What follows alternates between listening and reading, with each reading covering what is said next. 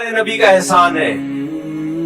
Medical science کے حوالے سے سید الانبیاء صلی اللہ علیہ وسلم کی زندگی کو اگر کوئی فالو کرے، اور مسلمان آج تک کرتے آ رہے تھے تو صحت مند تھے. جب سے نبی کی تعلیمات چھوڑی ہیں اور گوروں کی خوراکیں لی ہیں، اس وقت سے مسلمانوں میں موٹاپا بھی. دیکھو ہمارے نبی نے جو کی روٹی کھائی ہے زیادہ، گندم بھی کھا سکتے ہیں آپ، ہم گندم کھا رہے ہیں اور ڈبل روٹی. یہ اسلامی کلچر ہے یا گوروں سے آیا ہے؟ اگر ہم مسلم خوراکوں پہ رہتے جو مسلمان پیغمبروں نے کھائی ہیں، آج ہماری صحت اچھی ہوتی. چائے کافی پہ ہمیں کس نے لگا دیا؟ اور فضائل بھی آ رہے ہیں جگر کے لیے بڑی زبردست ہے کافی. وہی جگر کے لیے میں لیور کو اسپیشلسٹ نہیں ہوں، لیکن میرے بھائی ہے نشہ. یہ کوئی آپ کی باڈی کے لیے بنا نہیں ہے. یہ جس دن کافی نہیں ملے گی طلاقیں دو گے اور کچھ بھی نہیں ہوگا. کافی نہیں ملی تھی تو غصہ اتنا آیا، طلاقیں دے دی بیگم کو. یہ سب چیزیں نیچرل تو نیند ہے، نیند تھکاوٹ ہے، نیند تو جو ہمارے نبی کی تعلیمات ہے. وَجَعَلْنَا نَوْمَكُمْ سُبَاتًا، اللہ کہتے ہیں تمہاری تھکاوٹ دور کرنے کا ذریعہ میں نے کافی کو چائے کو نہیں بنایا. کس کو بنایا ہے؟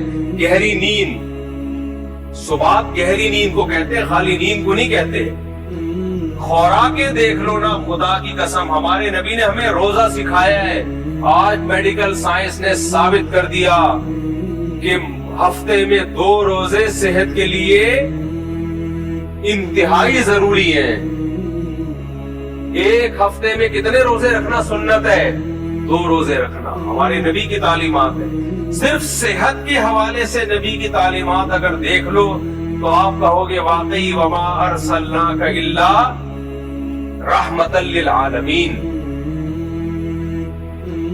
رشتے جوڑ دیے ہمارے نبی صلی اللہ علیہ وسلم. مجھے بتاؤ غریبوں کے لیے نبی سے بڑی کوئی رحمت ہے؟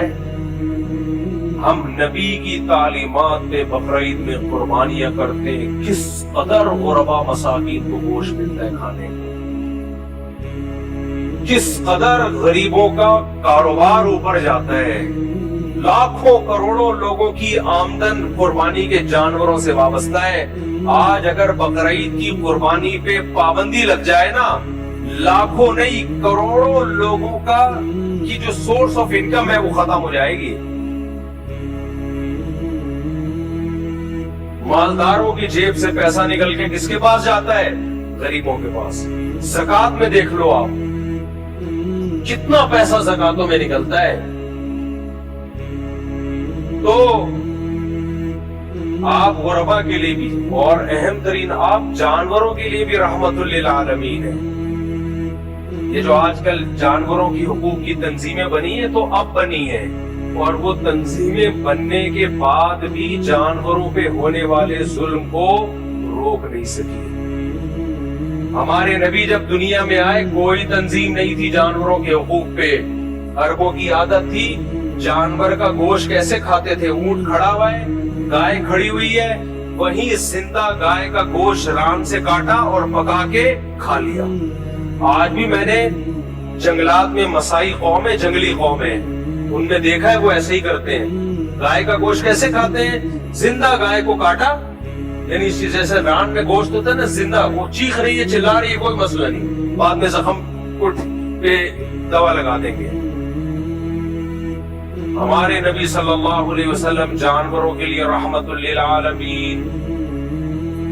آپ نے ایک دبلے اونٹ کو دیکھا، آپ نے فرمایا یہ اونٹ شکایت کر رہا ہے کہ اس کا مالک سواری کا کام لیتا ہے لیکن پیٹ بھر کے اسے کھانا نہیں کھلاتا.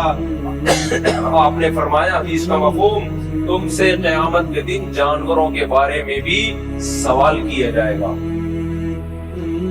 ہمارے نبی نے بتایا کہ ایک پیغمبر کو چیونٹی نے کاٹا، صحیح مسلم کی حدیث ہے. ان پیغمبر نے ساری چیونٹیاں جلا دی، تو اللہ نے وہی نازل کی کہ کاٹا ایک نے تھا، اپنے باقیوں سے انتقام کیوں لیا. جس پیغمبر کی یہ تعلیمات ہو کہ بلا وجہ چیونٹی مارنے کی اجازت نہ دے رہے ہو، اسی پیغمبر کی امتیوں کو انہوں نے دہشت گرد قرار دے دیا کہ مسلمان کیا ہوتے ہیں؟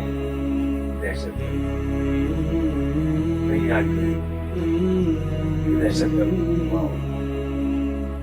मुसलमान दहशत गर्द होते हैं जालिम के लिए, कि हमारे नबी ने बताया कि जालिम से लड़ना ये रहमत है मजलूम के लिए।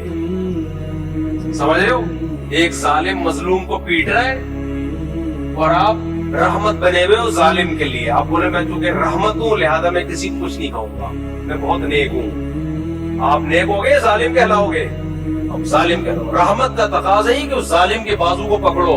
मुसलमान दहशत गर्द नहीं है, लेकिन मुसलमान अपना दिफा जानता है, उसमें शहादत बहुत बड़ी नेमत है। तो आप सल्लल्लाहु अलैहि वसल्लम जानवरों के लिए रहमतुल लिल आलमीन।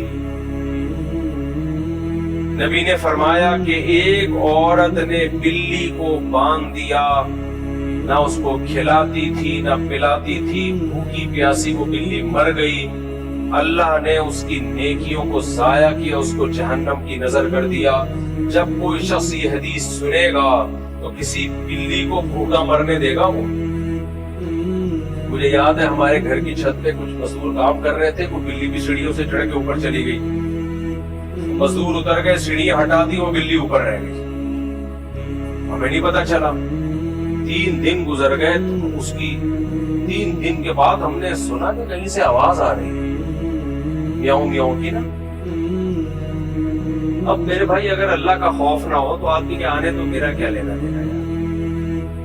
मैंने भी, घर वालों ने भी कहा हमें तहकीक करनी चाहिए, कहाँ है क्यों आवाज आ रही है इतनी।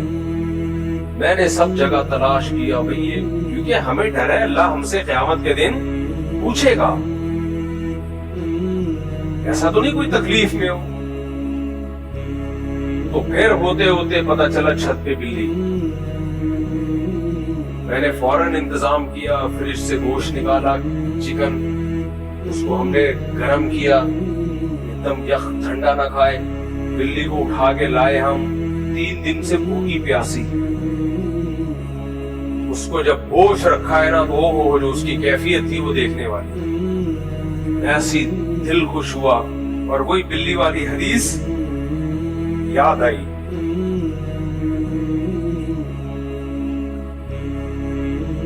दिल में ख्याल गुजरा कि जब एक बिल्ली को भूखा मारने पर अल्लाह जहन्नम में डाल सकता है,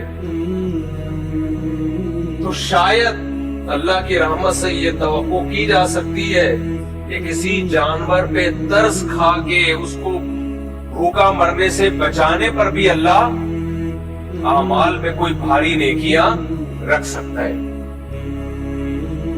तो हमारे नबी जानवरों के हक में भी रहमत हुए कि नहीं हुए? आपने फरमाया जब जानवर को ज़बा करो तो अपने चाकू को तेज कर लिया करो।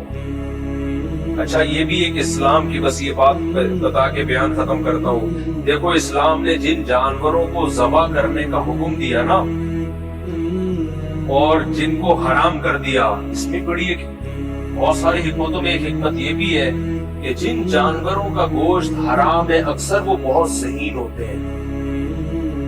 जैसे बंदर है, कुत्ता है, जब आप इनको काटते हो ना तो दूसरे को मौत का ख्याल आने लगता है। आप वीडियोस देखो चाइना की, एक कुत्ते को मार रहे हैं, दूसरे कुत्ते की चीखें सुना करो जो अभी मरा नहीं है, उसको शऊर होता है कि मेरे साथ भी होने वाला है। वो ऐसे अंदर से आवाजें निकाल रहा होता है कि इंसान को तरस आ जाता है। लेकिन आप गाय ज़बा करो, साथ में दूसरी गाय दुम हिला रही, उसको पता ही नहीं होगा,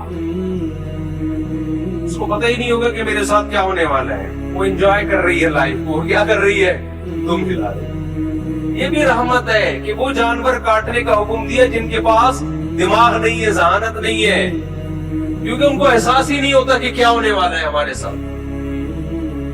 लेकिन ये जो जानवर है, बंदर, कुत्ते, बिल्लियां, इनको एहसास हो जाता है। तो जो ज़बा हो गया वो तो हो गया, जो नहीं हुआ वो भी जीते जी ज़बा हो गया।